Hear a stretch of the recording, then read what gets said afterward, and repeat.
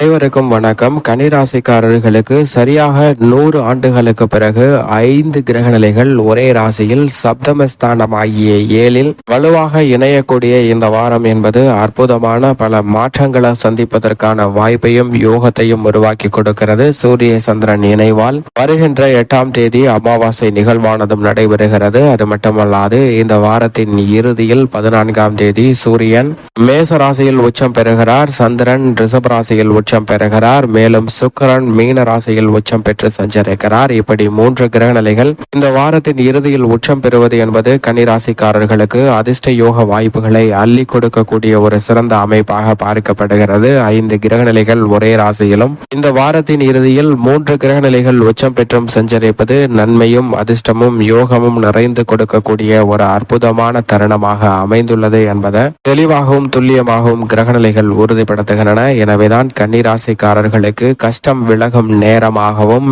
காத்திருக்கக்கூடிய மகிழ்ச்சிக்கான நல்ல செய்தி நிச்சயமாக கிடைப்பதற்கான யோகமும் உண்டு. இவை நடந்தே தீரும் என்று சொல்லக்கூடிய வகையில் பல்வேறு விதமான நன்மைகள் நிறைந்து கிடைப்பதற்கான சாத்தியக்கூறுகள் மிகவும் அதீதமாக உருவாகி இருக்கிறது. அதிலும் குறிப்பாக சப்தமஸ்தானம் என்று சொல்லக்கூடிய 7ஆம் இடத்தில் கலஸ்திரஸ்தானத்தில் 5 கிரகநிலைகள் இந்த வாரத்தின் துவக்கத்தில் 7ஆம் தேதியிலிருந்து 9ஆம் தேதி வரை இணைந்து சஞ்சரிக்கின்றன. அதற்கு பிறகு சந்திரன் மிக வலுவாக மேசராசியிலும் பின்னர் 9ஆம் இடத்தில் உச்சம் பெற்றும் சஞ்சரிக்க போகிறார். இப்படி கிரகநிலைகள்ல அடுத்தடுத்து பல மாறுதல்களையும் சந்திப்பதற்கான வாய்ப்பு உருவாகிறது. இந்த வாரத்தின் துவக்கத்தில் எதிர்பார்ப்புகளை பூர்த்தி செய்யக்கூடிய 7ஆம் இடத்தில் ராசியின் அதிபதியும் ராஜயோகாதிபதியுமாக இருக்கக்கூடிய புதன் நீச்சம் பெற்றும் வக்ரம் பெற்றும் சஞ்சரிக்கிறார். மிக விரைவில் அவர் வக்ர நிவர்த்தி பெற்று வலுப்பெற்று சுபத்துவ பாதையில் திரும்ப இருக்கிறார். அதற்கு முன்னதாக இந்த வாரத்தில் மிக சிறந்த மாறுதலையும் நல்ல பல முன்னேற்ற வாய்ப்புகளையும் அள்ளி கொடுக்கக்கூடிய வலுவான அமைப்பில் சஞ்சரிக்கிறார். எனவே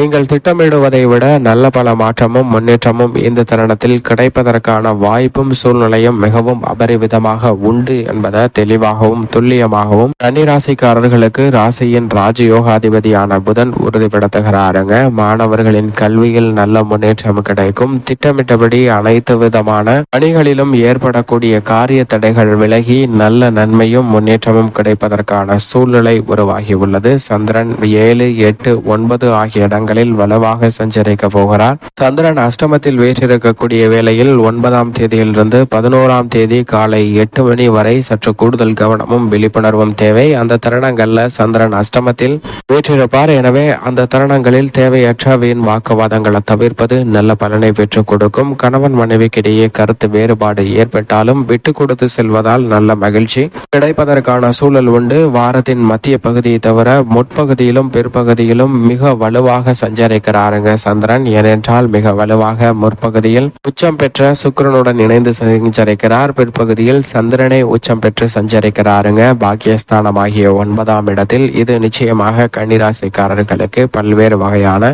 நன்மையும் முன்னேற்றத்தையும் ஏற்படுத்தி கொடுக்கக்கூடிய ஒரு சிறந்த அமைப்பாக பார்க்கப்படுகிறது. எதிர்பார்ப்புகளை பூர்த்தி செய்யக்கூடிய 7ஆம் இடத்தில் பெரும்பாலும் சஞ்சரிக்கக்கூடிய சூரியன் மிக வலுவாக இந்த வாரத்தின் இறுதியில் இருந்து அஷ்டமஸ்தானத்தில் நுழைகிறார். பொதுவாக சூரியன் அஷ்டமஸ்தானத்திற்கு வருவது சற்று சாதகமற்ற ஒரு அமைப்பு. சில சிரமத்தை சந்திக்க வேண்டிய சூழ்நிலை உண்டு என்றாலும் கூட சூரியன் மிக வலுவாக உச்சம் பெறுவது விதிவிலக்கு என்று சொல்லக்கூடிய வகையில் உச்ச வீட்டில் அஷ்டமத்தில் அமர்ந்தாலும் பல்வேறு வகையான சிரமங்கள் நிச்சயமாக கன்னிராசிக்காரர்களுக்கு விலகுவதற்கான வாய்ப்பு உண்டு. எனவேதான் நீங்கள் அலைச்சலை சந்திக்காமல் பல பணிகளை சிறப்பாக வெற்றிகரமாக செய்து முடிக்க முடியும். திட்டமிட்ட காரியங்கள் அனைத்தையும் பக்க உறுதுணையுடன் திட்டமிட்டபடியே சிறப்பாக பல உதவியுடன் செய்து முடிப்பதற்கான நல்ல பல வாய்ப்புகளையும் சந்தர்ப்பங்களையும் கிரகநிலைகள் தெளிவாக உறுதிப்படுத்தி கொடுக்கின்றன. இது நிச்சயமாக வரவேற்கத்தக்க ஒரு அமைப்பாக தான் பார்க்கப்படுகிறது. கன்னிராசிக்காரர்களுக்கு மிகவும் வலுவாக ராகு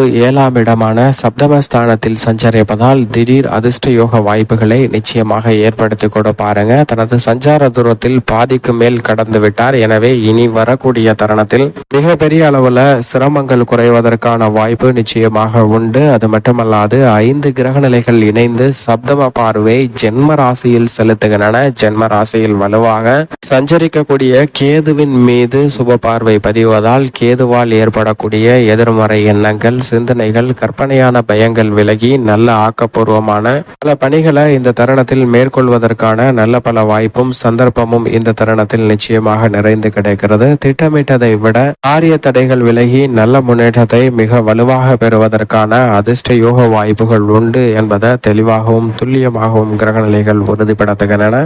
கேது ஜென்ம ராசியில் பாதிக்கு மேல் கடந்துவிட்ட இந்த தருணத்தில் பல்வேறு வகையான ஜென்ம கேதுவால் ஏற்படக்கூடிய பாதிப்புகள் வெகு வலுவில் குறைவதோடு மட்டுமல்லாது மகிழ்ச்சிக்கான நல்ல செய்தி நிச்சயமாக கிடைப்பதற்கான வாய்ப்பை உறுதிப்படுத்துகிறார் கேது.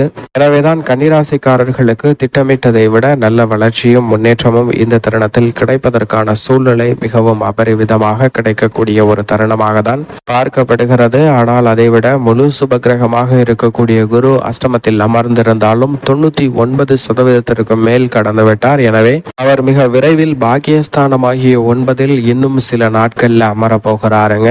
எனவே கன்னிராசிக்காரர்களை பொறுத்த வரைக்கும் அஷ்டம குருவாலும் இனி வரக்கூடிய தருணத்தில் நல்ல பல நன்மைகள் உண்டு. 9ஆம் இடத்தில் மிக வலுவாக அமர போகிறார். எனவே இல்லத்தில் பல்வேறு வகையான சுப நிகழ்வுகள் தடையில்லாமல் சந்திப்பதற்கான வாய்ப்பு கன்னிராசிக்காரர்களுக்கு உருவாகி இருக்கிறது. கன்னிராசிக்காரர்களை பொறுத்த வரைக்கும் முழு சுபகிரகவின் அமைப்பு என்பது பல்வேறு வகையில நன்மையும் முன்னேற்றத்தையும் அள்ளி கொடுக்கக்கூடிய ஒரு அமைப்பாக மட்டுமல்லாது இல்லத்தில் சுப நிகழ்வுகள், திருமணம், புத்திரபாக்கியம் உள்ளிட்ட பல்வேறு விதமான நீண்ட நாள் எதிர்பார்ப்புகளை மகிழ்ச்சியாக பெறுவதற்கான நல்ல செய்தியையும் மிக இனிதாக கொடுக்க போகிறாருங்க. எனவே இந்த தருணத்தில் கன்னிராசிக்காரர்களுக்கு அற்புதமான மாறுதலை பெறுவதற்கான யோகம் மிக வலுவாக கிடைக்கிறது. அதை விட ஆட்சி பலம் பெற்று மிக வலுவாக சஞ்சரிக்கிறார் சனி.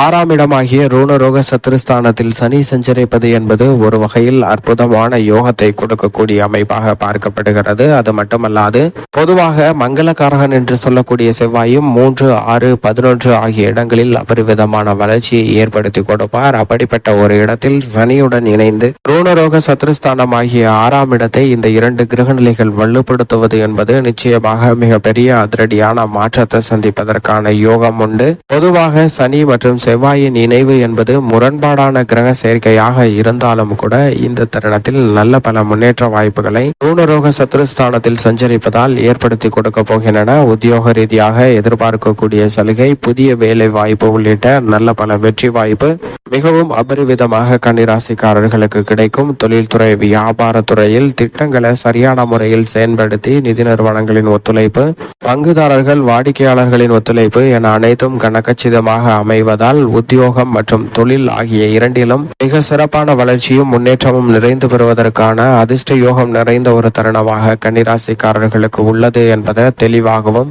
துல்லியமாகவும் கிரகநிலைகள் உறுதிப்படுத்துகின்றன. இது நிச்சயமாக மிக பெரிய அளவில் வரவேற்கத்தக்க ஒரு அமைப்பாக பார்க்கப்படுகிறது. மேலும் இந்த தருணத்தை மகிழ்ச்சி நிறைந்த, நன்மை நிறைந்த ஒரு தருணமாக கன்னிராசிக்காரர்கள் மாற்றிக்கொள்வதற்கு நிச்சயமாக வருகின்ற 8ஆம் தேதி அன்று பித்ரு வழிபாடு, முன்னோர் வழிபாட்டை மேற்கொள்ளுங்கள். அதனால் வாழ்வில் ஏற்படக்கூடிய கர்ம பாதிப்புகள் விலகி நல்ல முன்னேற்றம் கிடைக்கும். அதோடு மட்டுமல்லாது அன்றைய தினத்தில் விரதம் இருந்து அருகாமையில் உள்ள ஆலயம் சென்று தீபம் ஏற்றி வழிபாடு செய்யுங்கள். தங்களுடைய வாழ்வில் சந்திக்கக்கூடிய தடைகள் விலகி நல்ல முன்னேற்றம் கன்னிராசிக்காரர்களுக்கு நிச்சயம் கிடைக்கும்.